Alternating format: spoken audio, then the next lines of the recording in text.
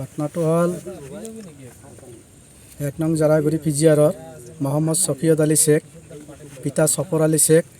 তেওঁ গৰীব মানুহ, মানে পেটৰ তাৰণাত তেওঁ খৰি কাটিবলৈ ৭ নম্বৰ মানে শংকচ নদীৰ ৭ নম্বৰত গৈছিল।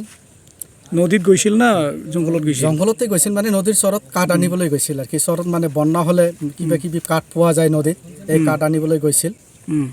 তাতে গৈ মানে কোনোবাই আৰু কি বা কিবা ভয়তে বা কিবাতে বা মই নাজানো আৰু কি, মানে নদীত ঝাঁপ দিছিল। এই নদী পাৰ হওঁতে মানে ল'ৰাজন মানে নদীত পৰি মানে ঢুকাল, মৰি গ'ল আৰু কি, মৃত্যু হৈছে। আজি এই লাছটো আমি পালোঁ অনুমান 12 বজাত। ক'ত পালে?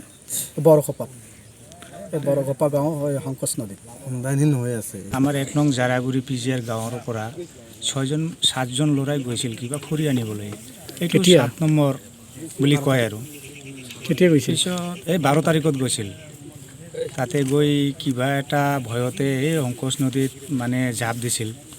তাৰপিছতে আমাৰ গাঁৱৰ যে 6জন সেইটোতো আহিছে ঘৰত, আৰু এজন অহা নাই, এই ছফিয়ত আলী নাম তাৰ। পিছত 12 তাৰিখ, আজি কেই তাৰিখ? 14 তাৰিখ। আজি 12টা মানত মই খবৰ পালোঁ কি ইয়াৰ ডেড বডিটো এই বৰখোপা গাঁৱৰ অলপ উত্তৰৰ ফালে এই শংকচ নদীৰ মাজত চৰত মানে ডেড বডিটো আছে বুলি আমি খবৰ পালোঁ, বা এতিয়া তাক উদ্ধাৰ কৰাৰ ব্যৱস্থাও আমি